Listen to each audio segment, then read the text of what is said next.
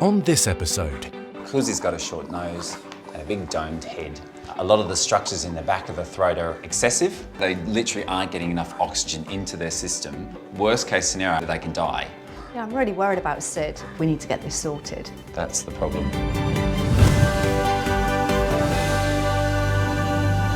but first, Oh, blimey, that is nasty. That's actually a fractured jaw. This cat would have hit its head hard and has snapped its jaw in half. We definitely are going to have to fix this jaw, but more importantly, we need to find out who owns you and loves you.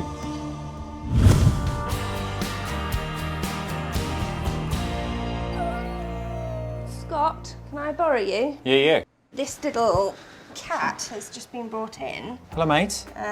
by a lady passing by. Yeah. She walked over with the dog, didn't try to get away, and quite happily let her pick it up. So she Okay, that's brought it odd, in. isn't it? But that lady obviously is not the cat's owner. No, she's not the owner. So I can see a bit of bruising on the chin here. A little bit swollen, isn't it? Yeah. Let me just have a look in your mouth, mate. Yowza. Ooh. That's actually a fractured jaw right down the centre. So it looks like probably this cat has hit the ground hard, so probably jumped from something, out of something. This would be quite an excruciatingly painful injury to suffer for this cat. It's always associated with trauma, so this cat would have hit its head hard and has snapped its jaw in half. Let's just have a look at your feet. Okay. Seems like it's breathing No okay. scuffing. She seems quite frightened. So no scuffing of the nails, are nice and clean, so she wasn't scrabbling up or down anything. Okay, well, let's just scan her first of all and see if she's got a microchip. Try and find your mummy or daddy, shall we? Oh dear. Nope, no microchip. Damn. Well, that's going to make it more difficult to find your owner, isn't it? It's very disappointing to find out that this cat has not been microchipped, which is just so important for pets to be able to find their way back home to their loving owners. Okay, well, let's have a little check over. Quite a quiet cat, so definitely it's gone through some type of trauma, I would say. Let's have a little listen.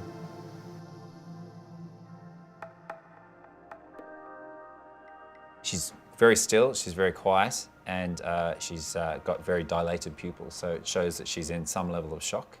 And cats in vet clinics don't tend to sit this still, so it's fairly classic of a cat that's gone through trauma and now is in shock. Should we be calling you a boy or a girl? Yes. Definitely a girl. Oh, hello, darling. A little bit sore over her hips there. She's just not happy about me feeling those. So do you think she's fallen or something? I think that's incredibly likely. She's got soreness in her limbs, she's got an injury to her face, and she doesn't have frayed nails, so she's likely leapt out of one of the buildings nearby and hit her head on the way down. We definitely are going to have to fix this jaw, but more importantly, we need to find out who owns you and loves you. Hey, you're an incredible looking girl. Look at those beautiful green eyes. She's gorgeous. Oh, does that hurt? It's quite difficult when you get a stray cat that's brought in. Obviously, we have to act in the interest of the animal. You gonna wire it? Yeah, I'm going to have to. Oh dear. Okay, all right, bear with me a second.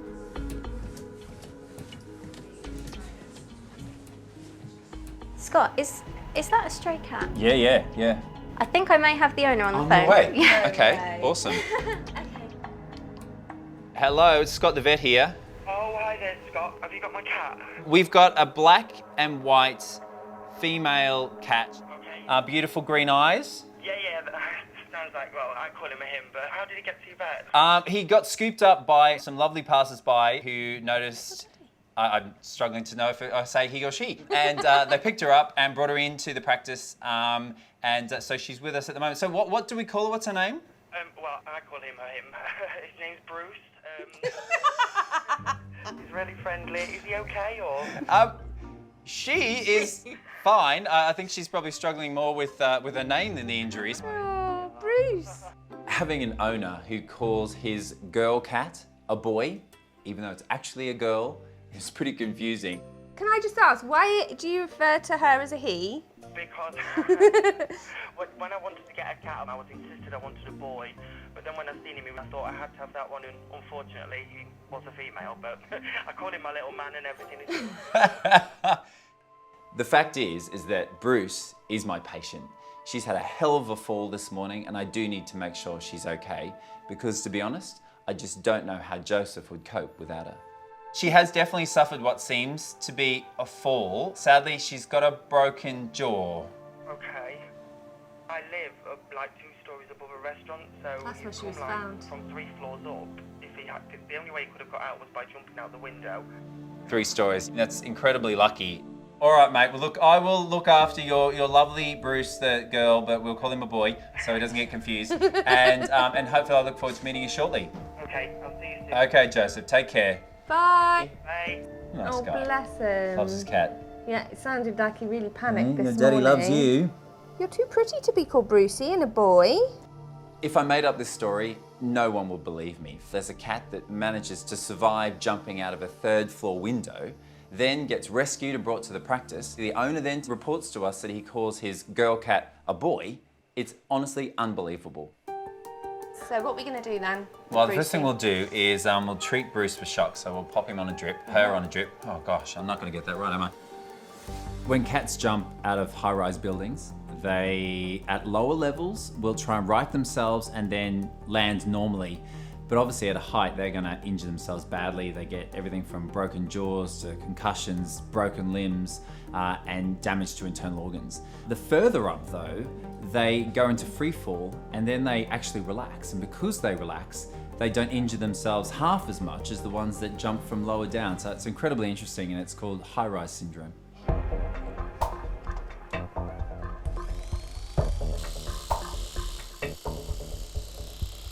Let's get us some pain relief. What can I make for your daddy?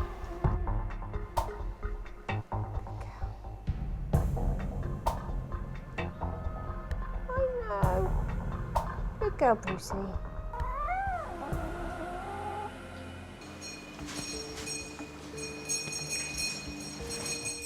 Hi. Hi, I rang up earlier. I think you've got my cat, Bruce. You're Joe, aren't you? Yes. Come with me.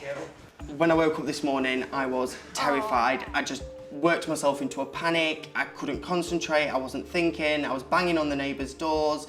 I just want to have him back in my arms. Do you want to go in first? Thank you. I don't want to get in the way. Oh, Hi, Joseph. hi. Oh, God, my baby. Hello. Oh, he knows you. What you got? No, look. Oh my God, you don't understand what it's been like without him. Bruce means absolutely everything to me. He is my absolute life. I cannot imagine life without him. There's true love going on here, isn't it? I'm feeling very emotional. I got him when I lived in Nottingham when I was 21. I literally did a Dick Whittington and picked my black and white cat up and just trotted down the M1 since me and Bruce started our life in London like 4.5 years ago. Just to think this morning that he wasn't there to continue this journey with me was devastating.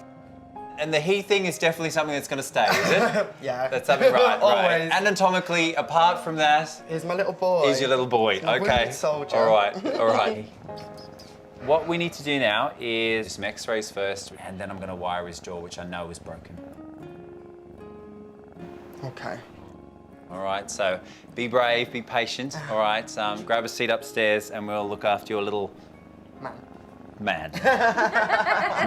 Okay. Take care of him. We will. Thank you. We will. He's gorgeous. I'm just so worried about him, like, he's my baby. Just want him back home. Now. Should we fix your face? Sort you out. Good boy. All right then, sweetheart. Good puss. Sleepy time. Go snoozy woozy. I am so anxious, like literally I don't know whether to stand or walk. It's just not a nice feeling. Oh, look at that, Jen. Oh, blimey. That is nasty. The two sides aren't together anymore, and we need to make them together. Okay. So the way we're going to do that is by using a bit of wire. Just go around both the canines and then back under again. It's a very big needle. Yeah, it's not the most attractive No. of surgeries. There shouldn't be any reason why this cat wouldn't be able to eat. It's just all about holding that jaw together so it feels normal to eat. And what I need to do is now twist it tight to squeeze those two sides of the jaw together. As far as breaks go, for a cat that's jumped out of a window, I actually think this is a pretty lucky get out.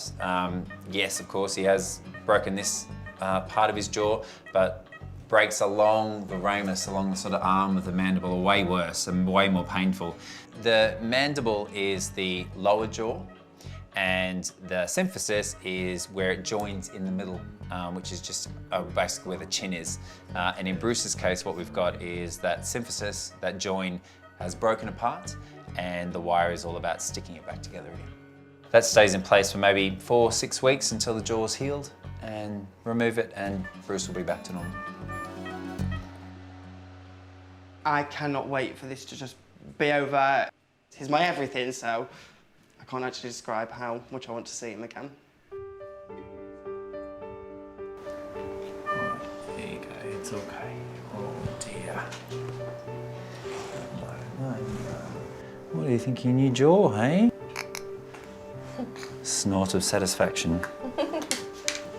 And we'll go and speak to your daddy, hey? I have just been handed a letter of the person that actually found Bruce this morning. Dear Bruce's owner, my neighbour called me at 5:15 this morning to ask if I could help, as she had found a cat she thought had been hit by a car. Having spent some hours with him, I have to say I've fallen in love with him. Oh, she calls him a him. So if you ever need a cat sitter, please don't hesitate to call me. All the very best. P.S. This is a copy of the poster my daughter threw together at 6 a.m. in an attempt to find you before you went to work. I'm just over the moon, I can't believe it. Bless her. Where is he? Where is he? Hello. There you go. Hello. There's your, I'm going to say cat. Oh, little boy. Oh, look at his leg. It's just where the drip in. That's the least of his problems. Is he okay? He's doing great. He's got a little wire in his jaw just here. But otherwise, he's a very, very lucky cat. I cannot believe I have finally got him back in my arms. Like I said, this morning when I woke up, I was in such a panic. I didn't think I'd ever see him again, but thanks to the fantastic people at the vets and such genuine, nice people in the world who found him, I finally got him back in my arms where he belongs. I've missed him so much. He's very lucky. He's used up about 12 of his 9 lives. He's a fighter, and it's a happy ending to this story, thankfully. I'm so worried, Bruce.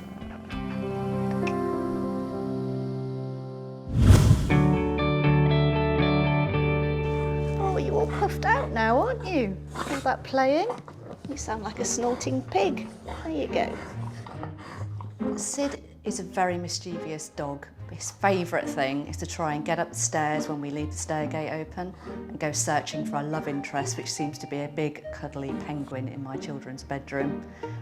He likes some alone time with that penguin. We kind of have to leave him to it and rescue the penguin a bit later.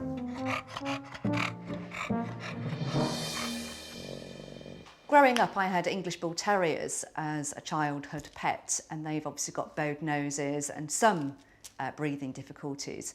But in the research that I'd done, I hadn't really counted on Sydney having such extensive problems. Come on. Obviously got a short nose, but I hadn't even realised that there was a problem with the mouth and the airway. Whee! Good boy. When you look at Sydney, he's such a gorgeous dog. He's so popular locally. Sid!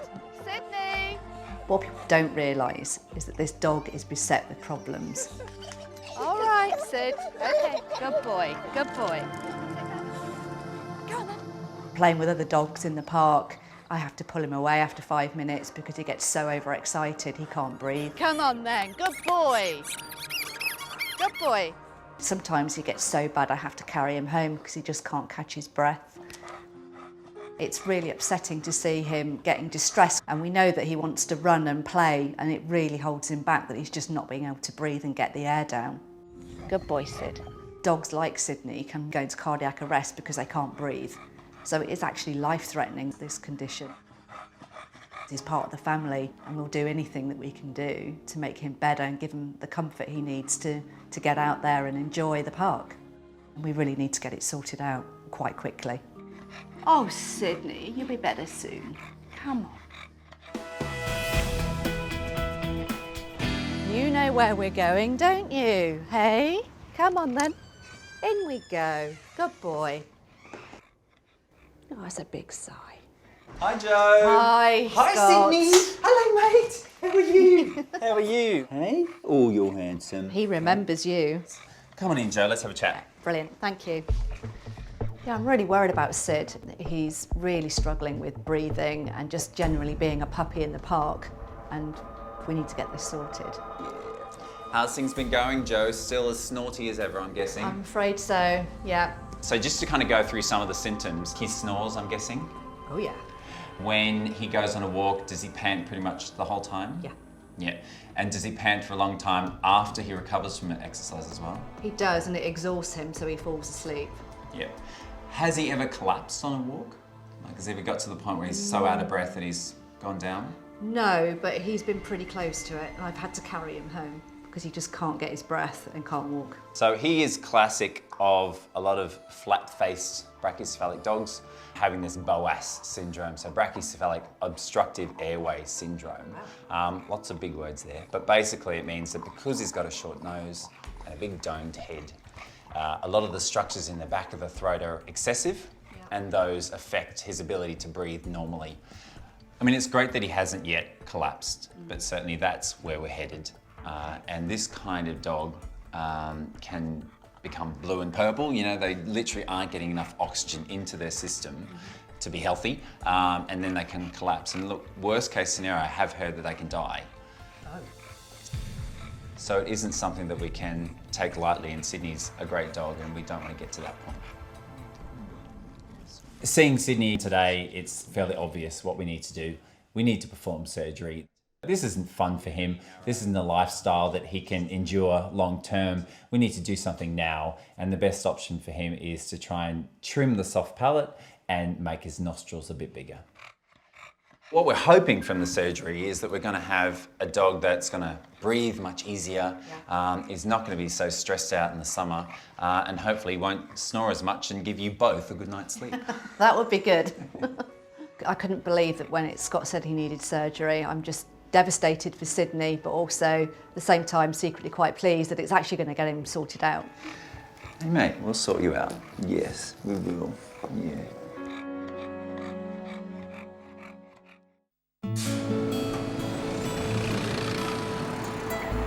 Let's go. Time for surgery. Come on, you're going to be much better after. Let's go. Come on then, in we go. Good boy. Sydney, you're here. Hi. Hello, handsome. He's here for his nose job today. Yeah, absolutely. Nose and soft palate. It's going to be awesome, isn't it, Sid? Bit of plastic surgery.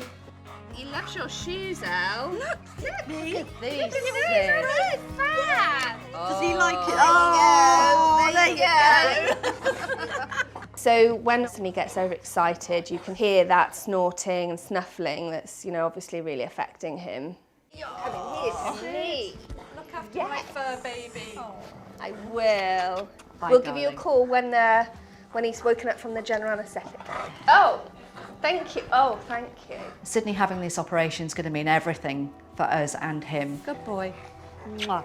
And he's going to absolutely love getting out in that park. I know it for a fact. Come on then, Sydney. Let's see Uncle Scott. Hello, mate. Hiya. Hello, buddy. Hi, buddy. How you doing? You all right? Yep. Yeah. So your job is quite a challenging one today because here is a dog that has breathing problems.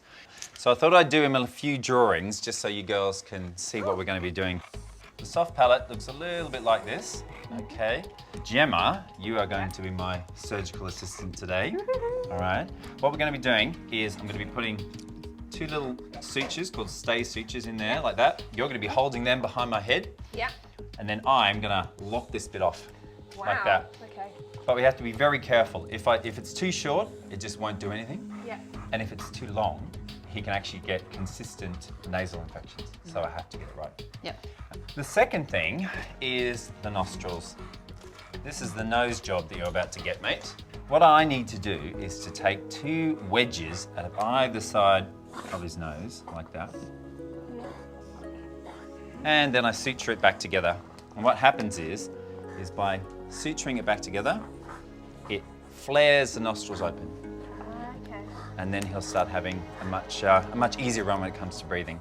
Oh, you get to breathe again, Sydney. That's exciting. Is that all right with you? Is that all right with you? All right, let's get to it. Do it. This particular syndrome of having the long, soft palate and really tiny nostrils can be life-threatening. Dogs can become cyanotic, which means that they have not enough oxygen getting into their system. They turn blue, and yes, they can die if that happens. Come on.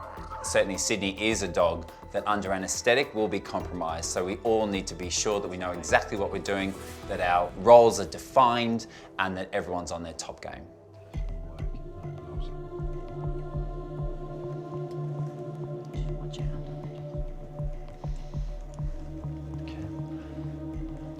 Straight away, look how much that soft palate goes into his larynx. That's incredible. So you can see it's actually hanging inside his voice box there. That's the problem. Soft palates in French Bulldogs are always fairly sizable, but Sydney's is an absolute belter. It is huge. It really is. It looks like a second tongue. Great. Okay, let's move him into the surgery and get going. I do need to take quite a bit away from this to make sure I get the result I'm looking for. Right, so I'm just going to place the stay sutures now. All right. Yep. Ready to get close and personal? Yes. There you go. Hug. I think this is the closest we've ever been. I feel your on your ear. I feel your breath on my neck. I feel like it's more like an experience with a vampire or something. What are you trying to say? Gemma and I are good mates at work, but I don't think we've ever been quite that close. Oh, now all I can think about is your hot breath. That's not right, is it, Sydney? Hey? Okay, that's good. All right, so we're just about to cut now. Wow. There we go. So once we've trimmed back the soft palate, we have just got two edges that we need to suture together, and we do that very well. I'm happy with that. That's good. So, Jem, if you unhook there, thank you. Good. Let's embark on that nose job, shall we? Hey? The procedure on the nose is an interesting one because we're taking sections of the nostrils away to actually make the nostrils bigger. But anyone that's ever cut into a nose before will know it bleeds like hell. But very quickly you can control that just by suturing it into the right position, and straight away you could see that he had nostrils where he didn't have them before. That's amazing, Scotty. That's beautiful. Like, all joking aside, like, I'm actually really impressed with what you've just done. Well, that's one heck of a nose piercing. Have we come up with the official name for this procedure? Well, it's kind of akin to a rhinoplasty, but that's when people get the sort of the cartilage bit, the bridge reduced. So this is more of a narrowplasty. Neuroplastic. I could see Scotty as a plastic surgeon for humans. Why? The women would love you coming to get their noses done and their lips done and their boobs done.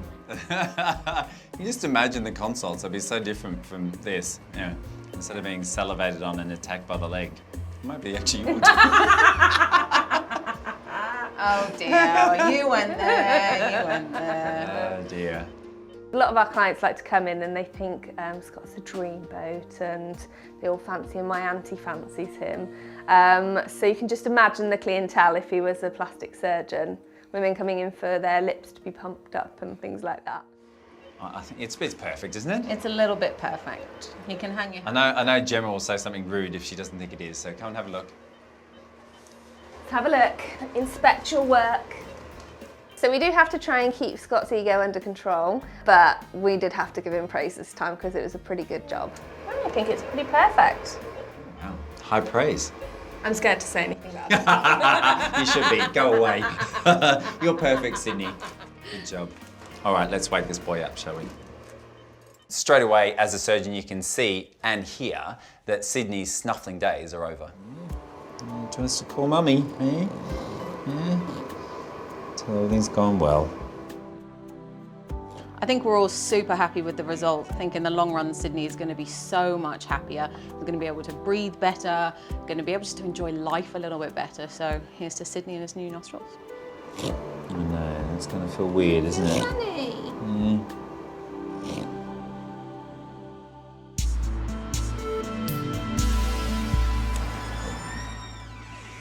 Hi. How did it go? Very good. He's been so lovely. He's been such a good boy. Good recovery? Yeah, really good recovery. How you going with that new nose? Hey? Looks good. You happy? Without Sid at home today, it's been really quiet. Quiet in the fact that he's not running around under my feet, but also quiet because he's not been snorting and shuffling and snuffling in the background. Come on, big boy. Here we go. Let's go find Mummy. So it's going to be quite strange going home and him being there and still being silent, but knowing he's there. Oh, here he comes. Hello. Here's your boy with his new face. Oh my gosh, Sid. Hello. What you think? Hello, it looks amazing. So the surgery went really well. We trimmed that soft palate, so hopefully he won't be gurgling as much. And then as you can see, he's got some, well, he's got nostrils. He didn't have them before. They're excellent. Yeah, I'm really happy. He's done really well and breathing quite quietly, really, considering he's still quite sleepy. Yeah, that's excellent. Thanks, Scott. I think Sydney looks amazing. I can't believe the difference already in the nostril size. With all the swelling reducing over the coming days, I think he's going to just get better and better and better. And hopefully then you'll be able to walk in the park, enjoy the great outdoors, even in hot weather, with a dog that isn't making so much of a racket. Well, Sid, I can get you home. You got him. All right, bye, champ. Bye, mate. Boy, nice nose, by the way. Thanks, Scott. See you, Joe. soon. All the best. All right, take care. Bye. Bye. Come on, Sid. See ya. Bye. Bye, Sid. Say bye. Bye, mate. You're so cute.